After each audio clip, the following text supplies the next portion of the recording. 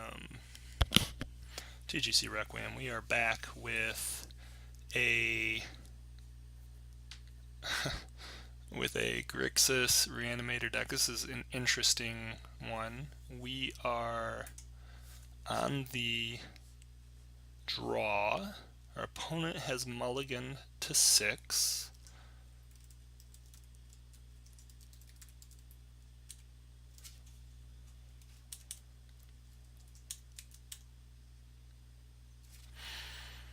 So things I like about this hand: 2 Serum Visions, we're probably not getting caught on lands, and we do have a powerful draw. I also really like the Peer through the depths, so after getting a couple scries and draws of Serum Visions, Peer could really help us get the extra card that we need. I think I'm going to keep this. Kind of the deck is almost like 5 to 6 little mini combos that you can set up, and so 2 Serums into a Peer seems solid. Plus we're on the draw, we may naturally draw the second land. So opponent's going to keep at 6. Alright, I'm going to call taking turns right now.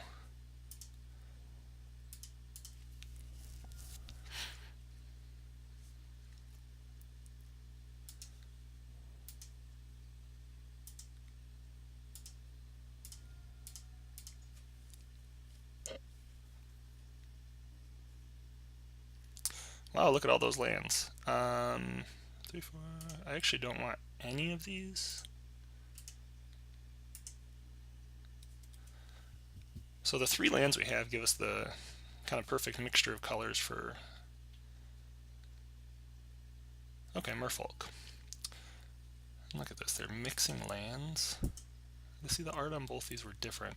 So bizarre. Oh, man, we are just rolling the flood. So unfortunately we've already given them...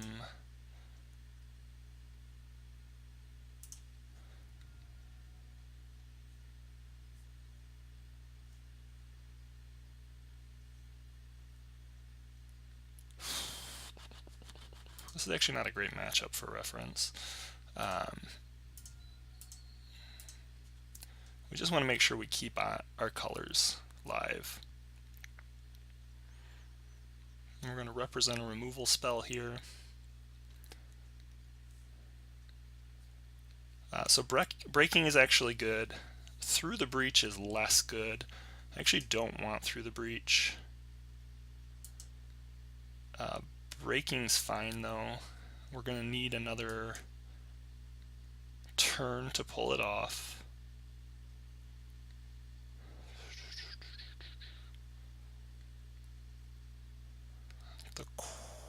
Yes, actually this is great. So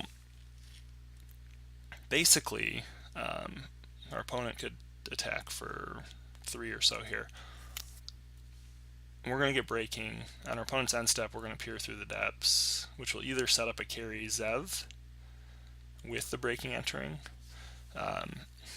or allow us to determine whether just breaking entering into Goryo's Vengeance on Grizzlebrand is the most appropriate thing to do, or ideally a Emrakul off the breaking and entering.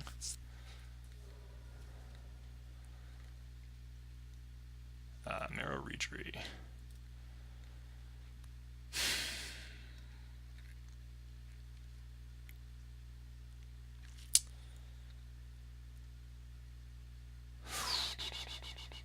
We have to have 4 mana, so we have to play the Black Cleave Cliffs. If our opponent plays 2 Lords next turn, he's going to attack for 4 plus 5, 9. So we still are kind of okay.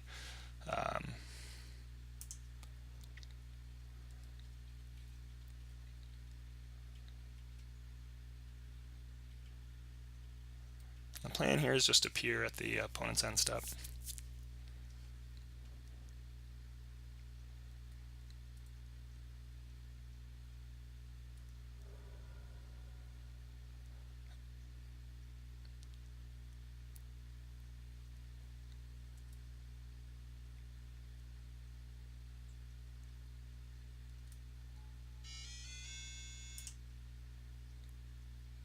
Did not think about that. So we almost got busted hard there. So Marrow Reedry allows you to tap or untap a target permanent whenever you cast a Merfolk spell, and he tapped down our Blackcleave Cliffs, probably thinking we were going to go for like a Kolaghan's Command. If he had tapped down Steam Vents, we'd be in a little bit of trouble. As it is, we're already in a little bit of trouble now. We need a Faithless Looting, otherwise we're not going to be able to Goryo's Vengeance through this Curse Catcher. So that is a straight up miss.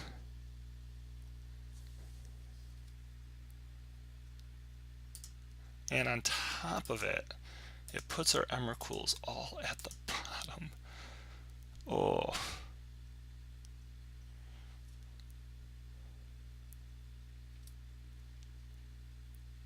So we are at 7 damage on board.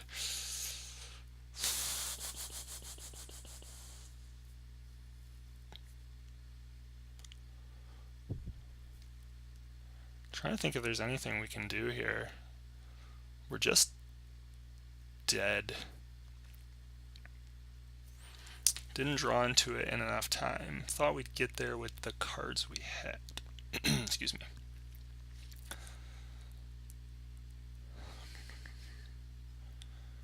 We could try and Serum Visions into an Izzet Charm to kill the Reejerey. But if he has another Lord, we're still dead because we'd have to cast the Watery Grave to cast it.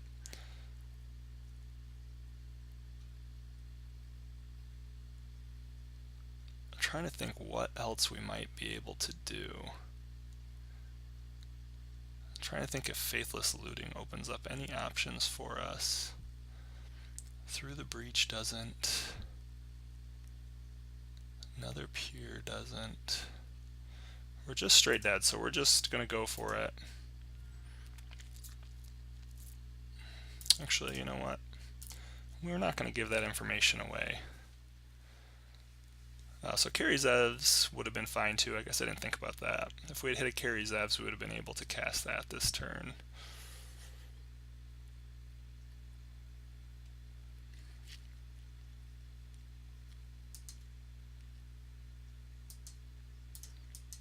So we'll put this on top. On the off chance our opponent does not attack us for lethal. But we're not going to show them anything else. I haven't seen anything.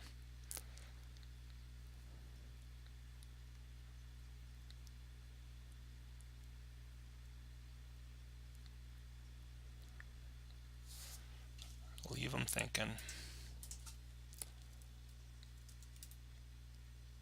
So actually, let's just concede to the Cavern right now. Makes it look like we were running counter spells. Like the Cavern ended the game that we were still alive in, even though it was over well before that. And let's see here. We kept our opening 7.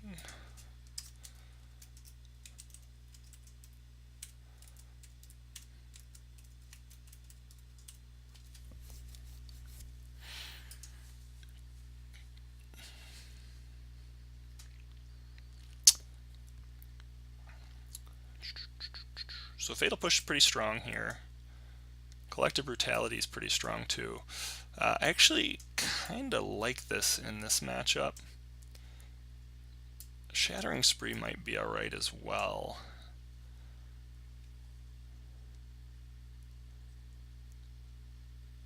So they may bring in Relics just as a common way to fight Snapcaster Mage decks, so it's also possible through the breaches necessary. Probably pull one of the Simian Spirit Guides. Izzet Charm can kill a few creatures, so that's good. I do question. I do think because it's Grixis, there's a good possibility that they bring in counter magic. Even if they think we're Grixis control, they bring in counter magic, and/or they bring in Relic just to fight Snapcaster. So I do think maybe we pull one Goryo's Vengeance here. Carry Zev, Breaking Entering Package is really good here. guess it's a question of whether we want the Is It Charms or the Collective Brutalities. We really don't have room for both. I suppose we could pull Peer. I think we can pull a Peer here. We'll keep one Peer, one Is It Charm.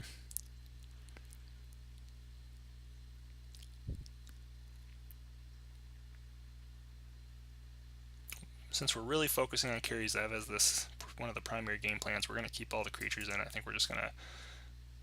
Actually, you know what? I think we're going to keep a Serums and cut a Looting, since we're only running the 3 Goryo's Vengeance.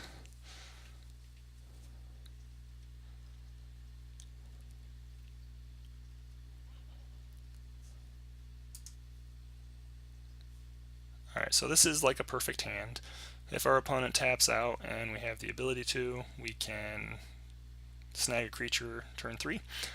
Plus we have Is It Charm to counter any sort of shenanigans turn 2. I like this.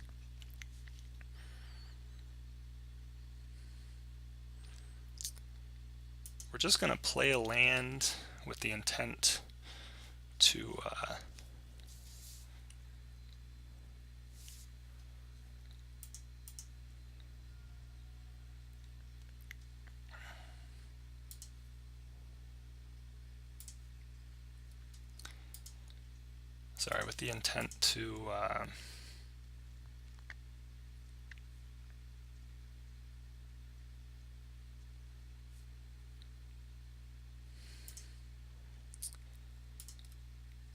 get a sideways fetch. So our opponent, let's see here, probably heavy on 2-drops.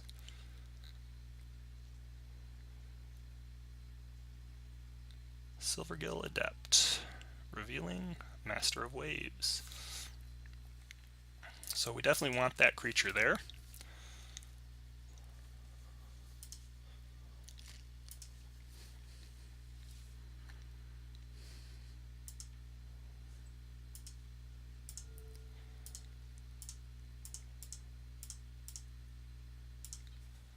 Carry Zev taking control, and we are going to fuse on ourselves. And we completely whiffed. Oh, it feels so good. Oh.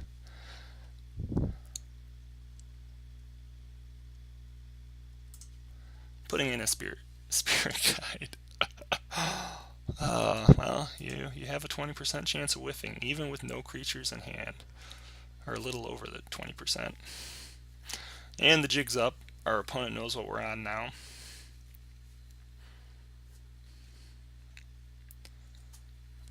It's going to start spreading seas, our red sources, so we can't do that again.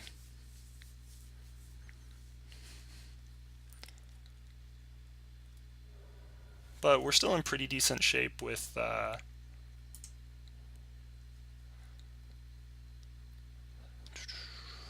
we could actually end step both Is It Charm and Peer Through the Depths. And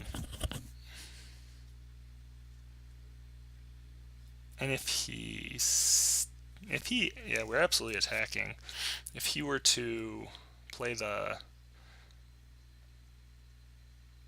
Harbinger to bounce the Simian Spirit Guide back to hand, that gives us Xaxes for Through the Breach as well.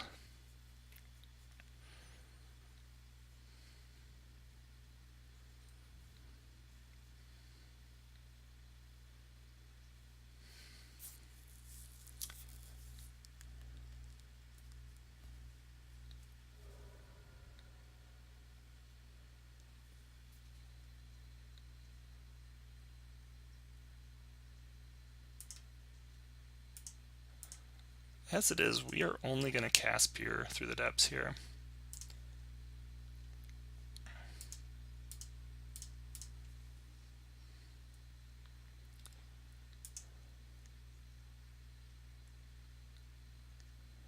Okay, so our opponent stopped there. Probably has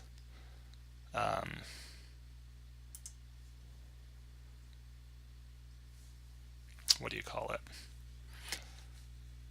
Little blue guy. Flyer. Fairy. Vendilion Click.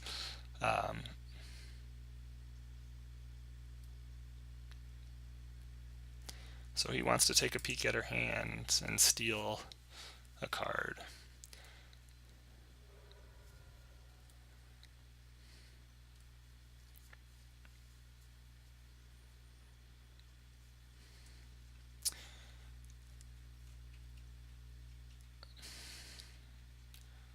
So the question we have here is, do we want to kill it? And I think we do. Just because it represents a significant clock.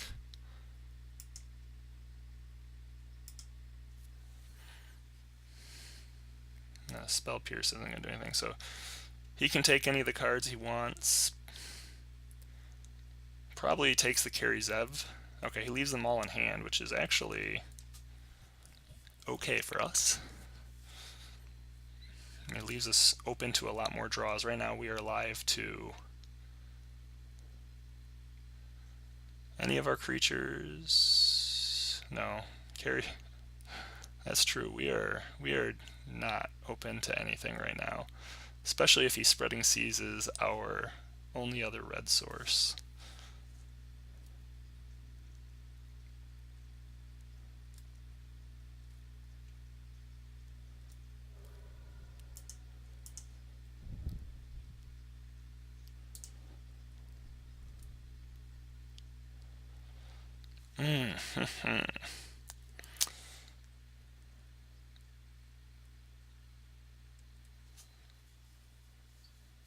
Unfortunately, all of our other red sources in the deck are Enter the Battlefield tap lands. We can't block anyway.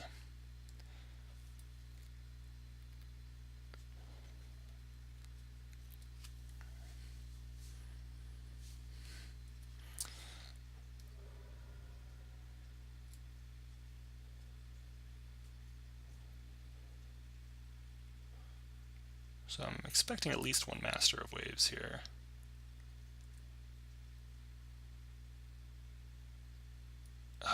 If we peel a Simian Spirit Guide here, we can Through the Breach, and so long as he doesn't have a Spell Pierce, Ulamog is lethal. I think that's all we have, though.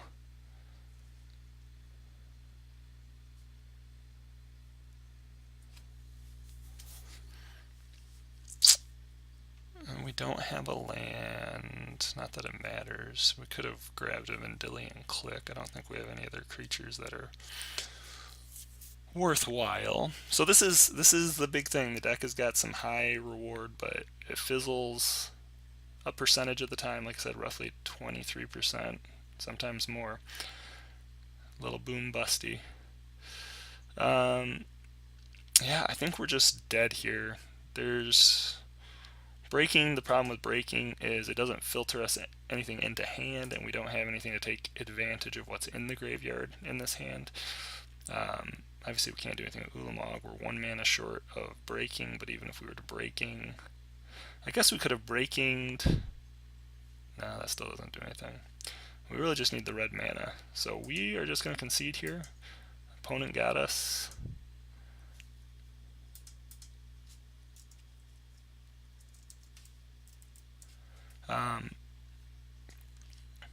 I've played Merfolk a couple times, hasn't gone well. Typically, post-board, they're pretty well set up with a good clock, paired with some graveyard disruption in Relic of Progenitus, as well as